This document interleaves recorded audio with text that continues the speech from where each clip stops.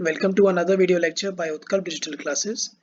I am your tutor Raghav Chaturvedi, and today we are going to discuss about the theory of magnetism. The topics from this chapter include magnetism, magnetic hysteresis, and magnetic materials. Note that although this is a small chapter, every time at least one question comes from here. So this lecture will be light, but we will discuss plenty of problems. We begin our discussion with the theory of magnetism. And starting with, we look at the geomagnetism, which is basically a branch of physics which deals with the study of Earth's magnetic field. So I've given you a figure here, and I'll briefly describe the basic nomenclature, and we'll talk about all the things that I mentioned in the figure. The first thing that you should note is the geographical axis or the polar axis. These terms are essential because in the exam they often just provide you with a term and then they ask you to do several questions based on them. So the geographical axis is a straight line which is passing through the geographical poles of the Earth. Okay, can you even call it the axis of rotation or the polar axis of the Earth? The next thing that you should notice the geographical median, and the geographical median GM is a vertical plane at any place which passes through the geographical axis of the Earth. Okay, so it's a plane that is passing through the geographical axis or the polar axis. Okay, the next thing that you should take a look at is the geographical equator, which is given here. It's a great circle on the surface of the Earth in a plane perpendicular to the geographical axis. It's one of the latitudes. And also you should note that all the points on the geographical equator are at equal distance from the geographical poles. So this is one of the properties of every point on the geographical equator. Some extra things I've also marked here, so we'll talk about those as well. First of all, let's talk about the magnetic axis. So the magnetic axis is a straight line passing through the magnetic poles of the Earth. Okay, and it is inclined to the geographical axis at nearly 17 degrees.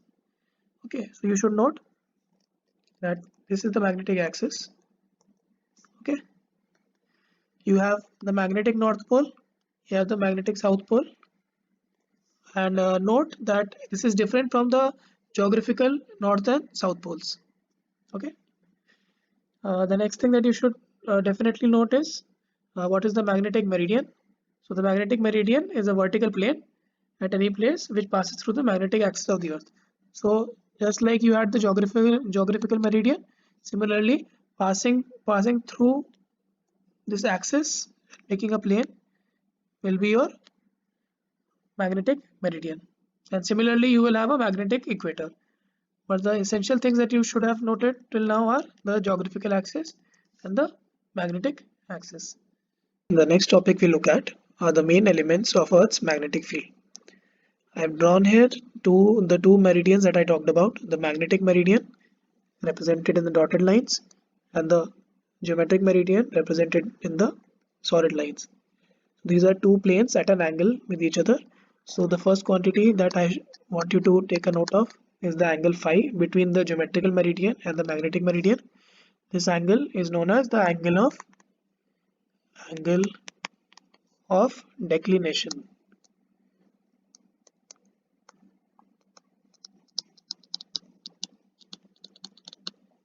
Okay, you should definitely take a note of this angle.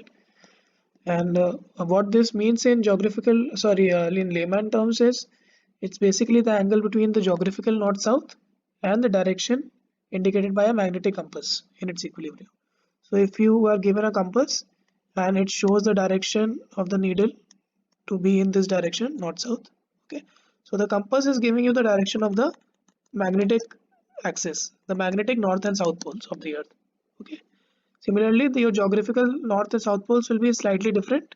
Let's say I represent them by green. So the magnetic north and south poles can be in this direction. So the angle between the two, the acute angle between the two, will be known as phi. Will be known as phi, which is the angle of declination. So sometimes in the question paper, you might get a question in which they already give you either they show you a compass reading or they show you the compasses in this direction with respect to the geographical north south. So all that means is you need to find the angle of declination. Next, what I need you to focus on is the angle of dip, which I have mentioned here as theta. So the angle of dip is the angle uh, which is in the direction of the resultant magnetic field at any point. So the resultant magnetic field is pointing in this direction, which is represented by B here. Okay, so I can have my uh, resultant magnetic field of the earth to have two components. One known as the horizontal component and the other is my vertical component. First of all, some things that you should note are at the magnetic poles, your horizontal component is 0 and your vertical component exists. However, at the equator, so I'll just mark these things. First of all, what do you mean by the horizontal component of the Earth's magnetic field? So these all these things are defined at a point on the Earth, and it's nothing but the component of the resultant magnetic field along the horizontal direction in the magnetic meridian. So it's a horizontal direction in the magnetic meridian in this plane. Okay, you're not doing it in the geographical plane. So this should also be noted down. So I can simply write my horizontal component B horizontal is equal to B cos theta and the vertical component as B sin theta. Similarly, I can write my tan theta as BB by BH and B is the resultant of these two components. Okay, so you should make a note of all these formulas. The essential things that you should remember from here are what happens at magnetic poles. Okay, at magnetic poles,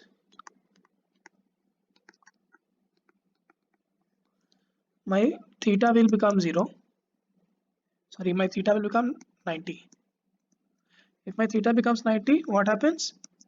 My BH becomes 0 and BV exists. What happens at the magnetic equator? Magnetic equator, you have your theta to be equal to 0. That implies your BV is equal to 0, whereas your BH still exists.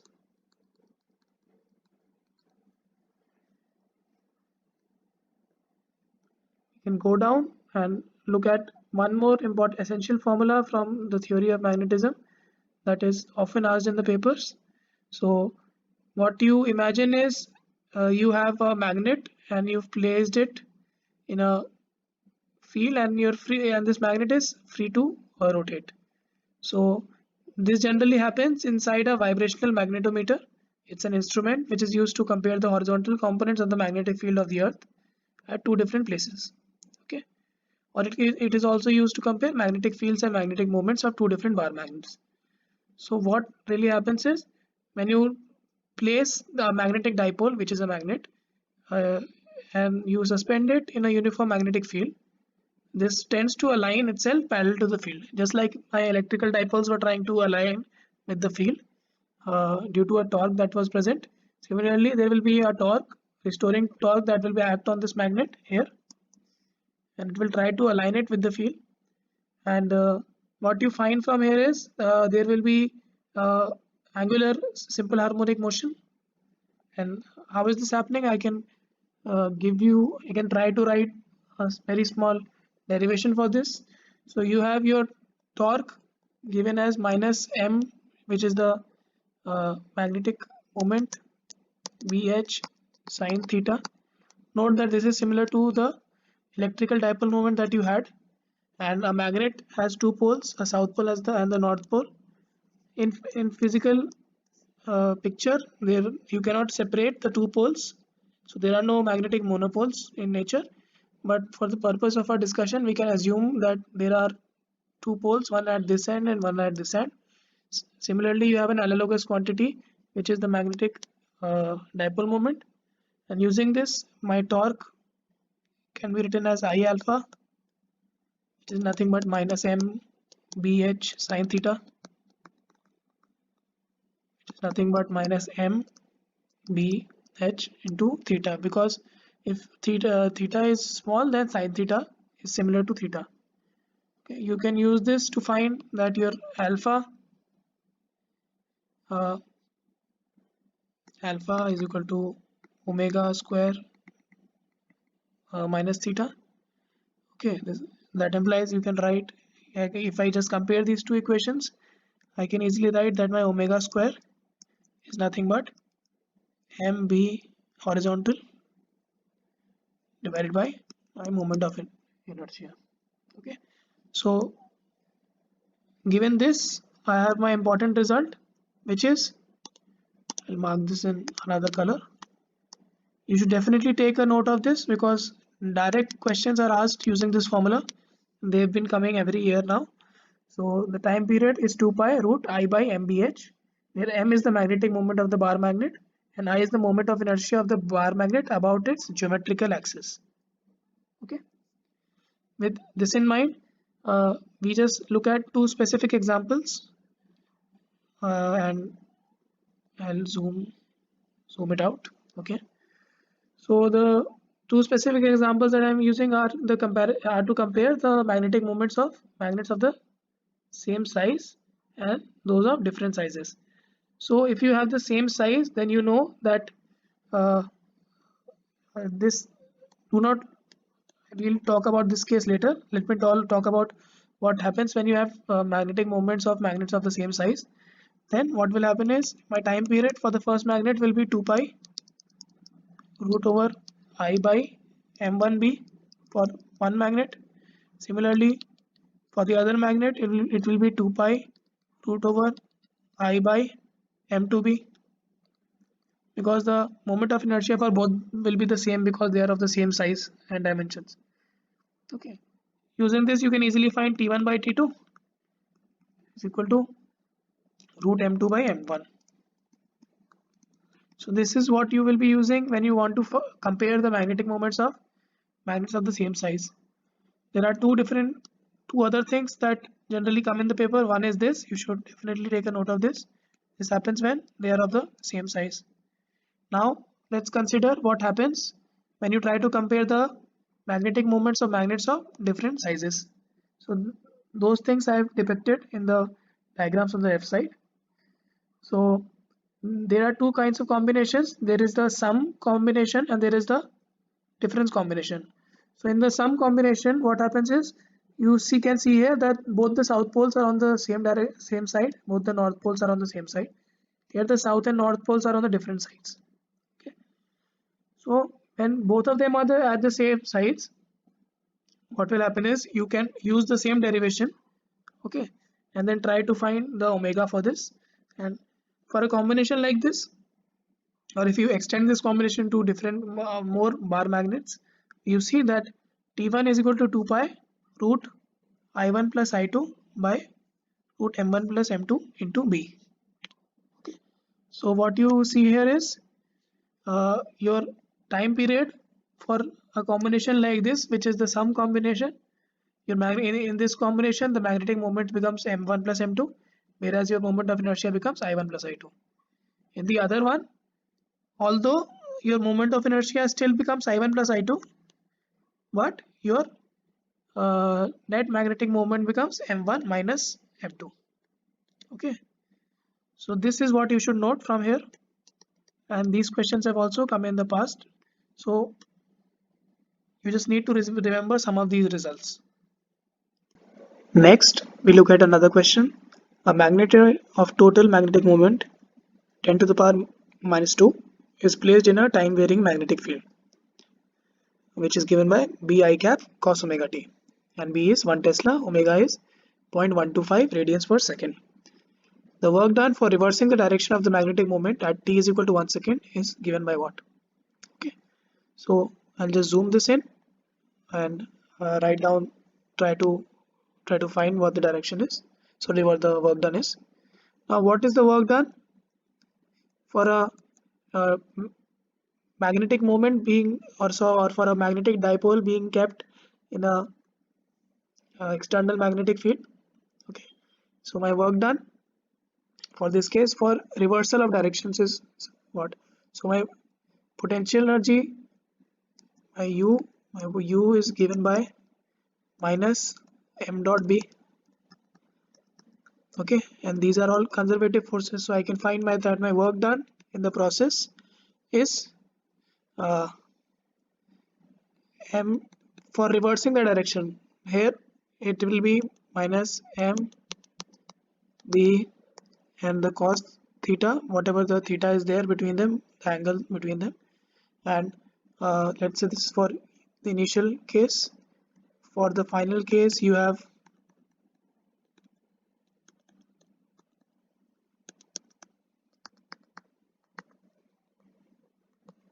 this is cos theta 1, and the other angle is basically you're reversing it by 180 degrees. Okay, so what will happen? This will become uh, this will take a positive value for the same angle. Now when you subtract these, you easily find that the work done is nothing but 2 times m dot b. Now because work done is 2 times m dot b, I can easily substitute the values and find that this is 2 into 10 to the power minus 2 into 1 cos of 0.125. Okay, and because it's given for t is equal to 1 seconds, this turns out to be 0.02 joules. So another result that I want you guys to focus on is the magnetic effect of a bar magnet, and there is an entire derivation for this, but let's just focus on the case when the magnet is short.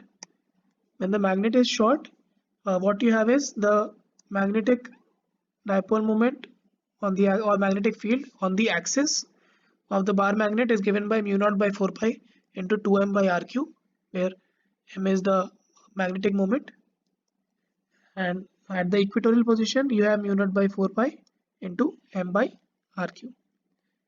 Okay, this is similar, this is analogous to the cases you had for an electrical dipole, so these are easier to remember, but there are direct questions based on these formulas with these two positions, so you should definitely take a note of them.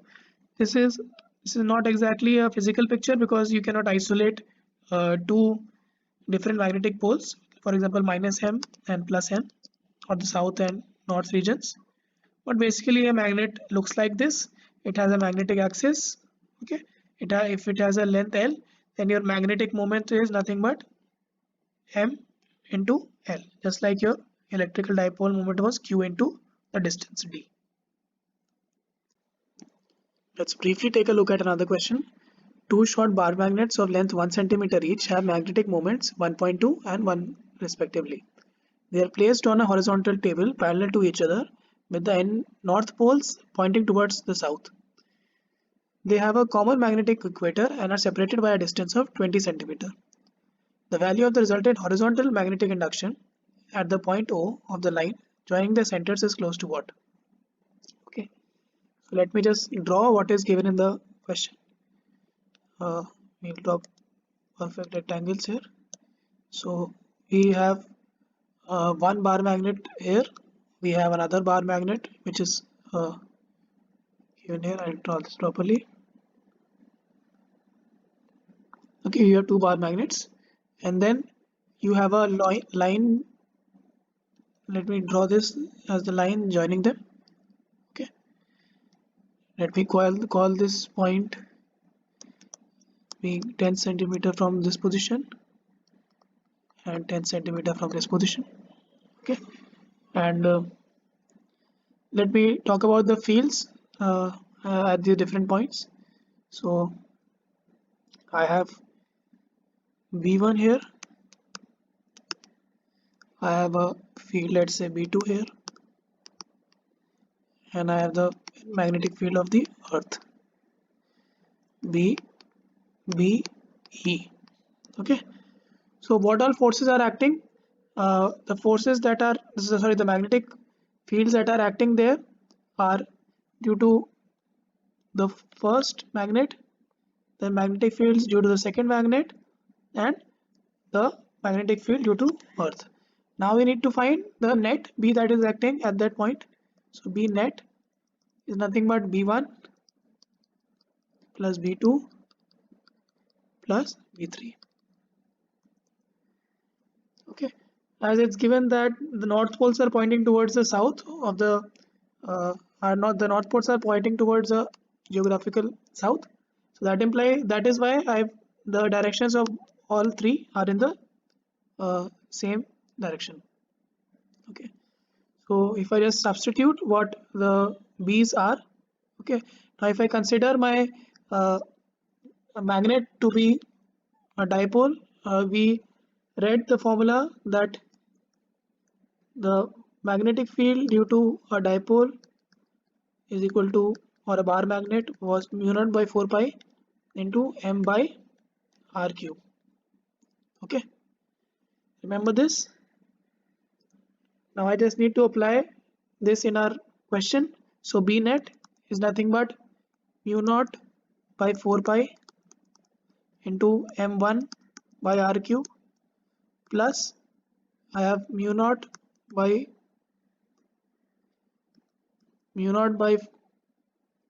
4 pi m2 by r cube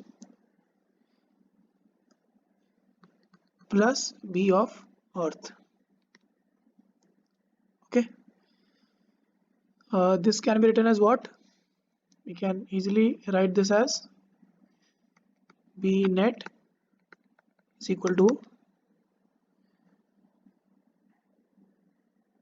10 to the power minus 7. I'm taking it as constant because mu naught by 4 pi is 10 to the power minus 7.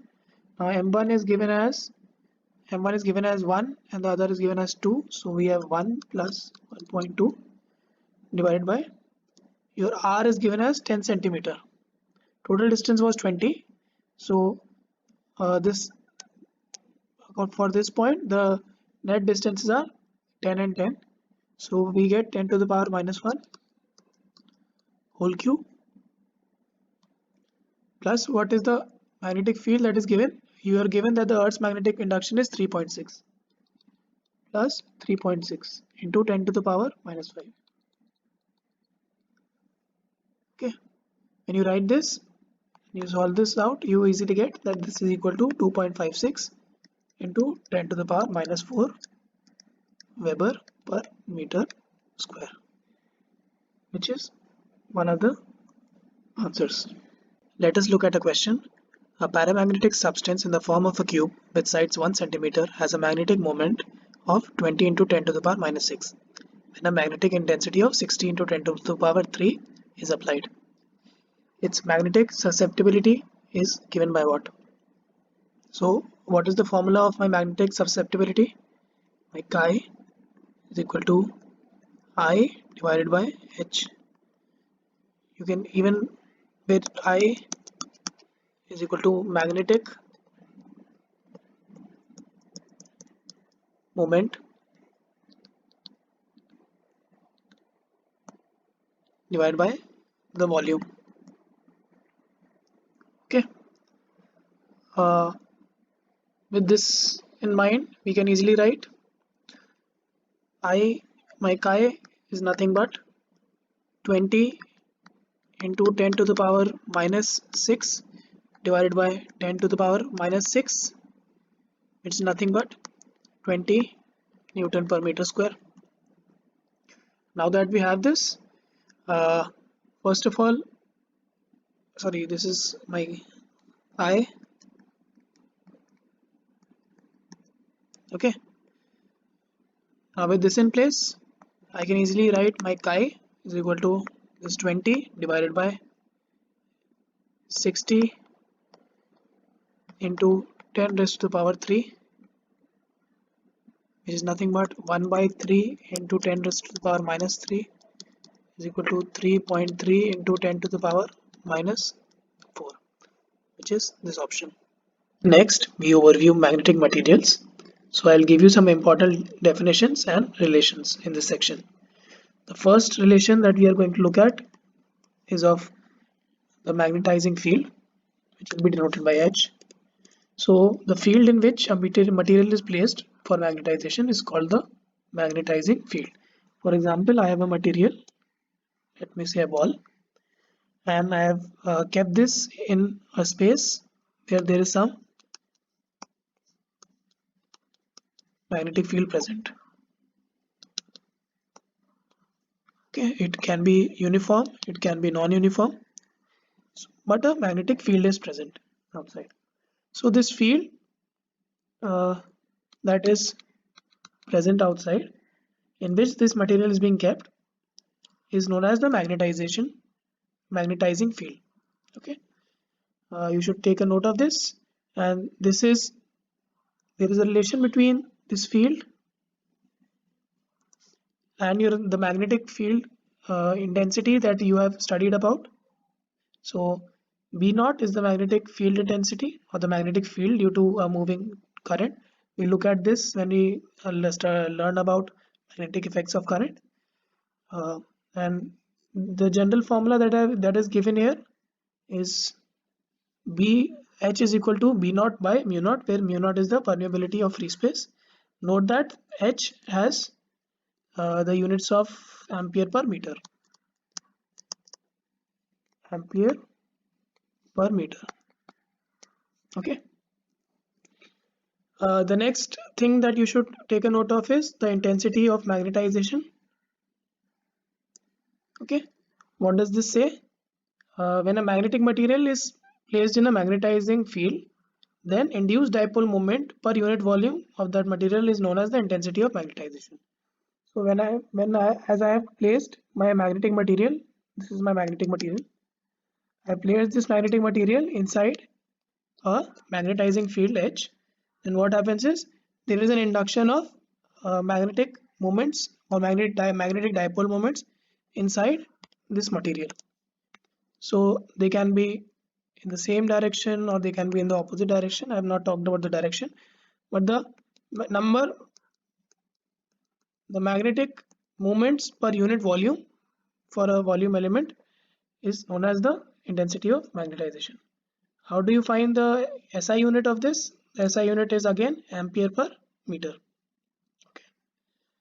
The next thing that you should focus on is what is magnetic susceptibility, given by chi m. Okay. So magnetic susceptibility is equal to I by H, or the intensity of magnetization divided by H. And you should note that this is a scalar quantity and there is no dimension for this quantity. And to get a physical significance of this, it represents the ease with which a magnetic material can be magnetized. So that implies if my susceptibility is high, then that material can be changed into a magnet easily. So material can become a magnet easily. So this is one thing that you should definitely note. So I'll just mark these as 1, 2, 3. All these are essential. The next thing that we can look at is the magnetic permeability, which is denoted by mu, and it's given by the formula Bm by H, where Bm is the total magnetic field inside the material and H is the magnetizing field. What does this mean? Let me just draw my material again. Let me draw this again. So let's say this was my material. Okay, and you had the uh, magnetizing fields H outside. For example, if they were like this, they were uniform and given like this. So you have the H here. Now what happens is, as the fields will try to enter or interact with the molecules that are inside, some magnetic dipoles will be created or induced inside the material, due to which there will be either net magnetization inside the system or there will be a demagnetization of the system. And what this really means is, it really means that there will be some magnetic fields either in this direction or there can be magnetic fields in the opposite direction, okay, when you place this material in the magnetic field. Okay, so due to this, the net magnetic field inside the material will be the difference between the two. So if H is outside, and let's say some field some field B prime is generated inside, then the actual field inside the material will be H plus B prime. B prime. Now if the B prime is in the same direction, you will add them up. If it's in the opposite direction, you will subtract them. Okay. Or the physical significance of this quantity magnetic permeability is, it is basically the degree to which a magnetic material can be penetrated by the magnetic field lines. The SI unit of magnetic permeability mu is Henry per meter. Okay. Next we look at the relative permeability mu r, which is given by mu naught. Okay, and it has no units and no units and no dimensions. So let's just quickly look over all the things that I said till now. These quantities that I've given in front of you, such as B naught, Bi, I'll just try to explain them and find some relations between permeability and susceptibility. This is the final relation that will come between permeability and susceptibility. This is a very important relation. Okay, and how does this come? When a magnetic material is placed in a magnetic field, let's say B naught, okay, for magnetization, then I can write my total magnetic field in the material as, let me clear some area and give a small derivation of this, because even if you don't remember some things in the paper, some formulas, you can easily derive them if you have a little time. So the basic idea is what? You are placing your magnetic material in a magnetic field B naught for magnetization, and then the total magnetic field in the material will be given as, let's say the total magnetic field Bm is equal to B naught plus B induced.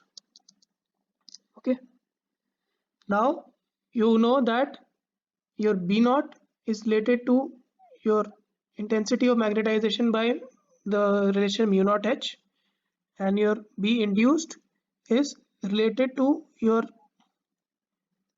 I was the intensity of magnetization by mu naught I. Using these two things, you can easily write that your net magnetic field that is inside the material is nothing but mu naught into H plus mu naught into I. Okay. Also take a note that in some of the nomenclature, this I is written as M, capital M. They are the one and the same things. Okay. So mu naught H plus mu naught I, and this is nothing but mu naught times H plus I, and given the relation between I and H, I can easily write this as mu naught into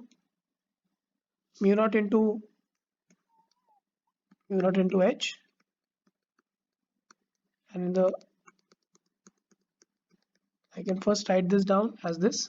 Okay, now this translates to your B by H to be equal to, if this is my B M, I can easily transpose the H here, which will give me that B by H or Bm by H is nothing but mu naught times 1 plus I by H,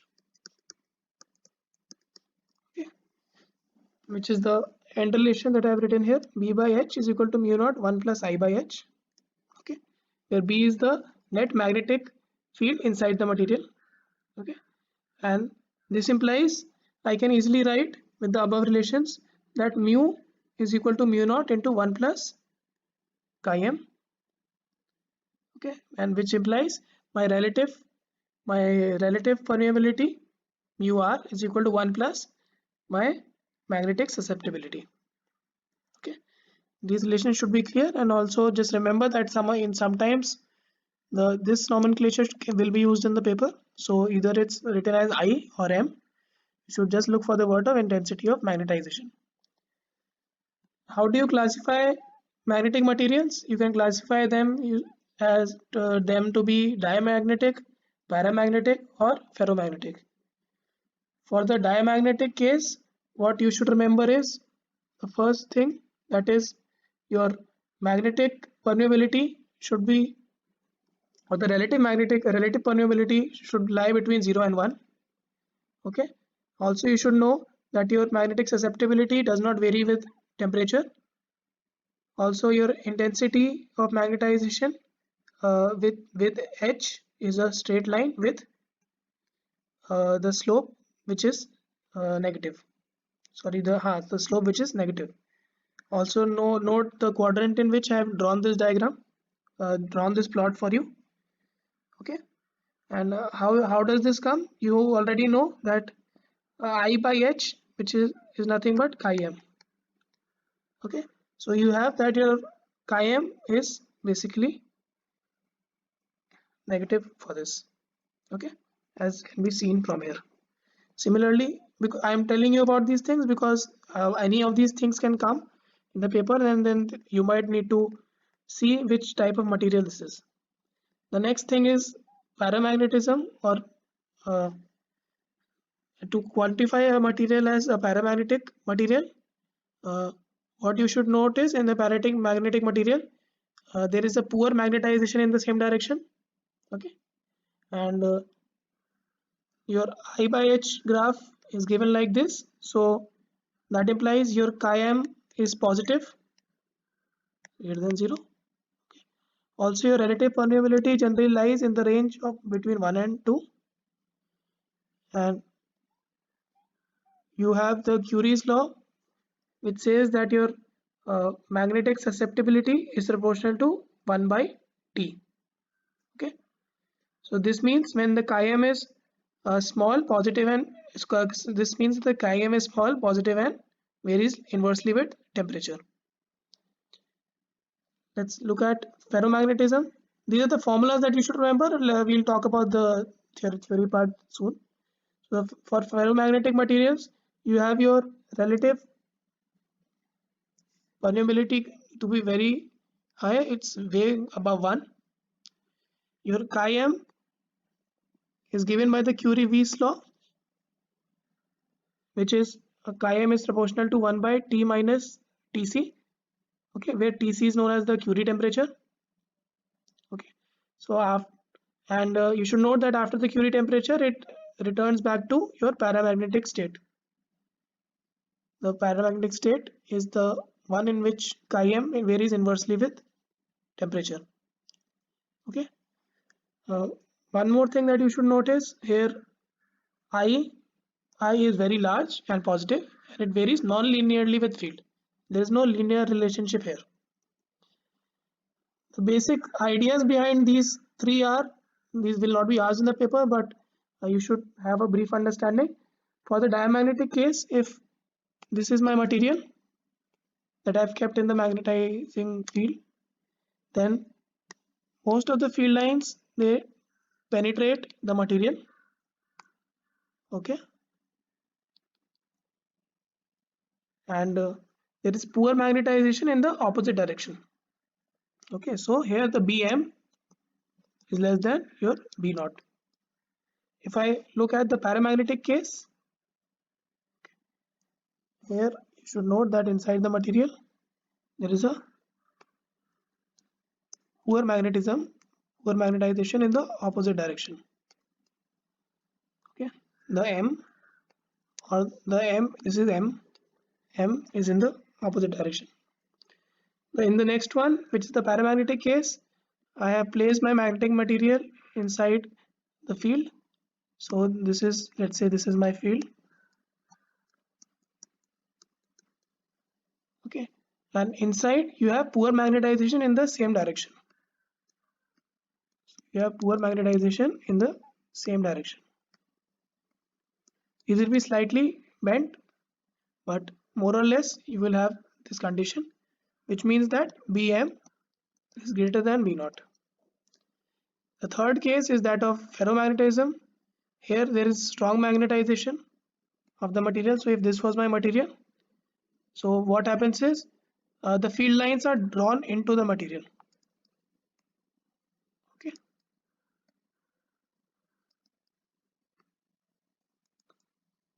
Here they assist the magnetization of the material, and your M is in the same direction, which is this.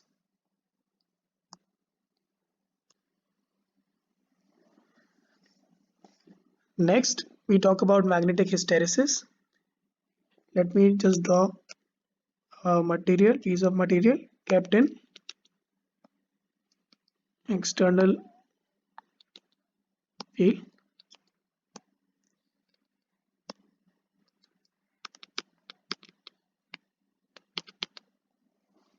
Okay.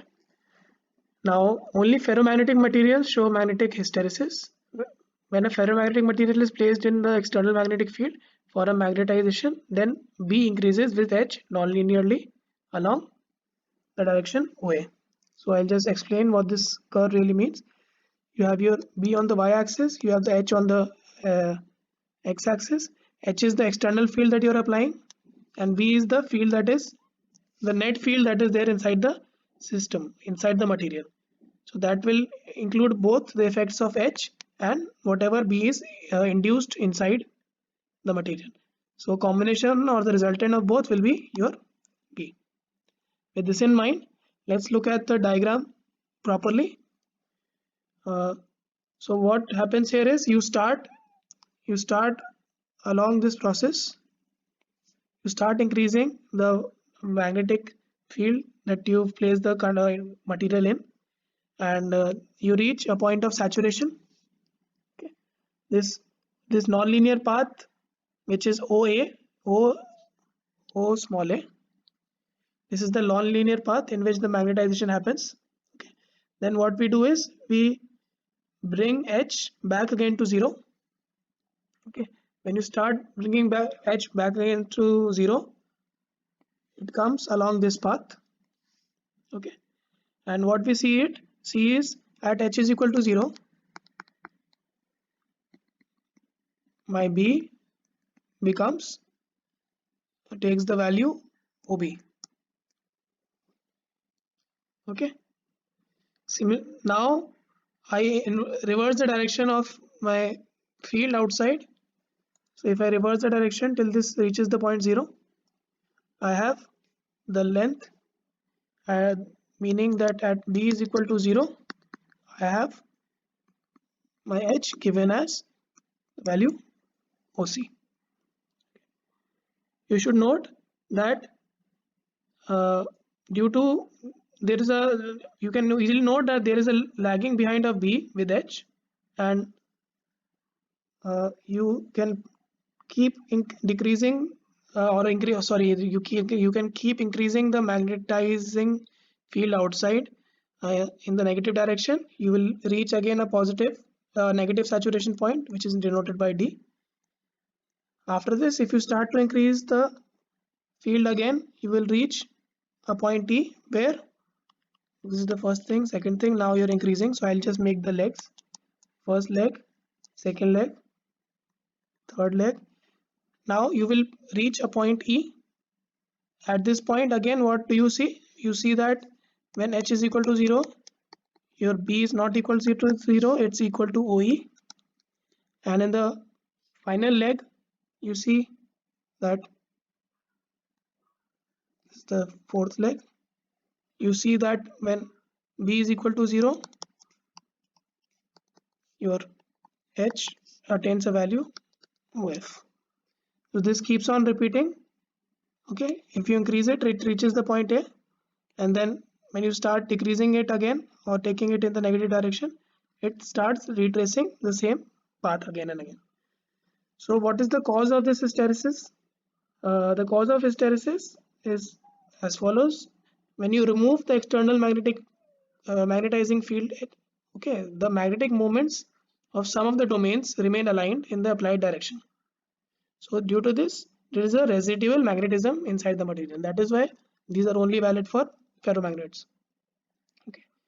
A thing or two about residual magnetism. We call residual magnetism as retentivity, or the one that is mentioned as Br or Ob here. So retentivity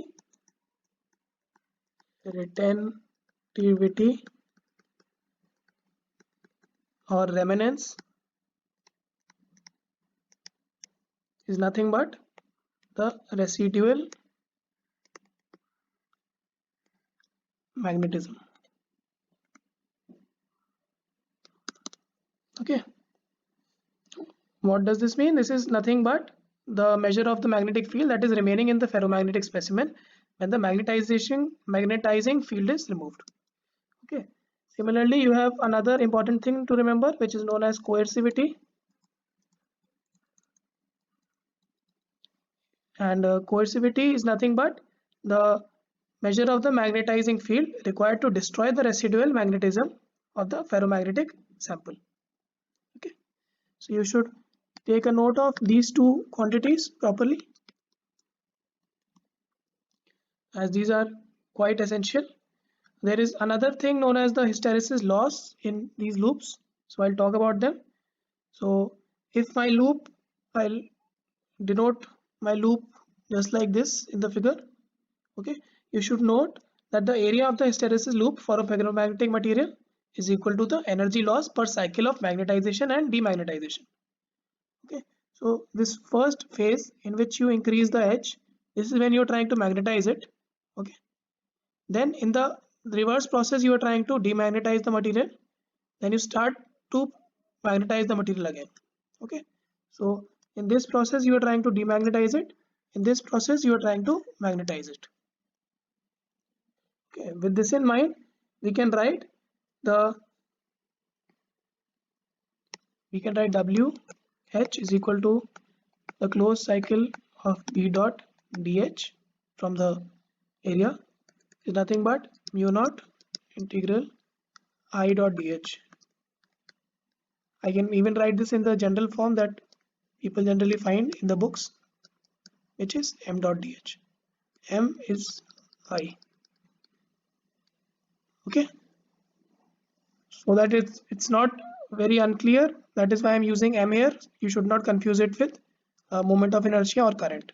Okay, this is the magnetizing intensity. So you should know that this value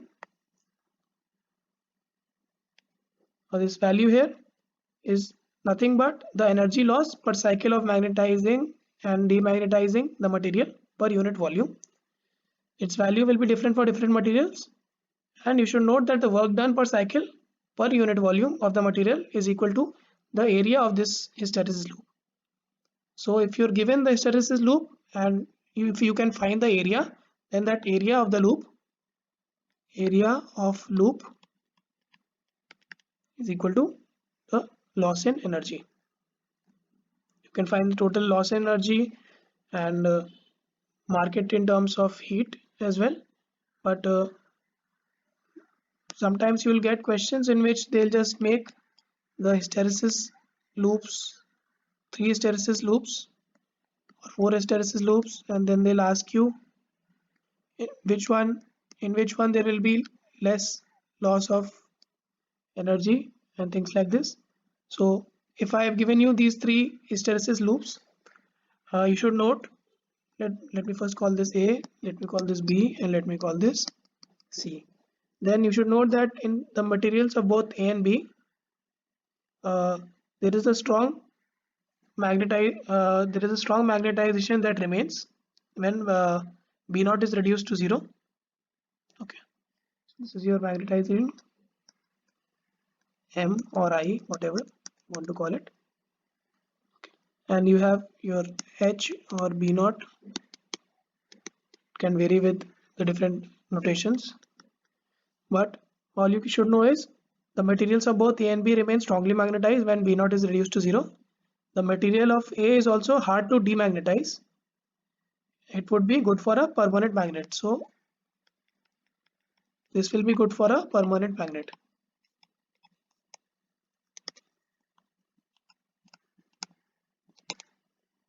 Okay. Similarly, the material of B magnetizes and demagnetizes more easily, so it can be used for computer memory material. Computer memory material.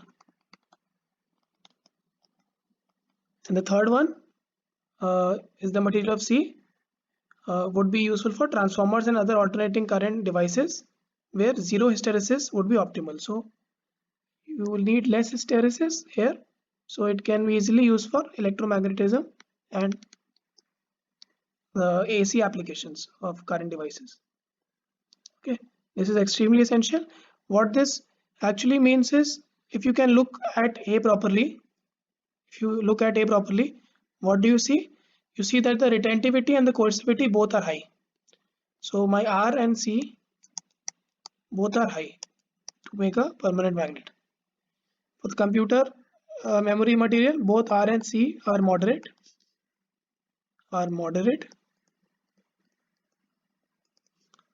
And for the third one, you see that both are very less. So these things should be kept in mind. Let us take a look at another question.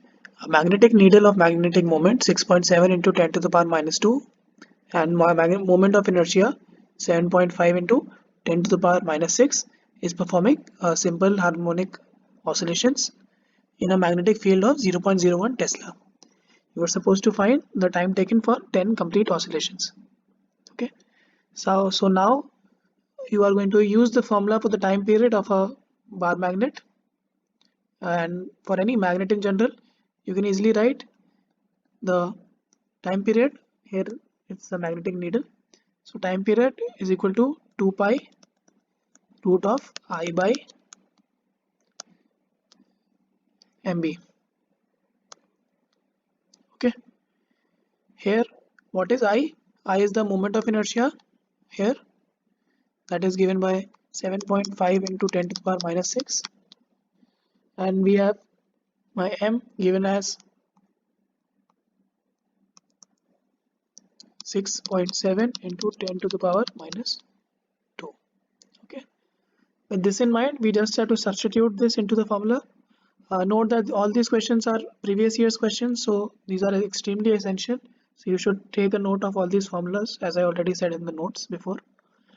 So just substituting these values, I get that my time period comes out to be 0.665 seconds.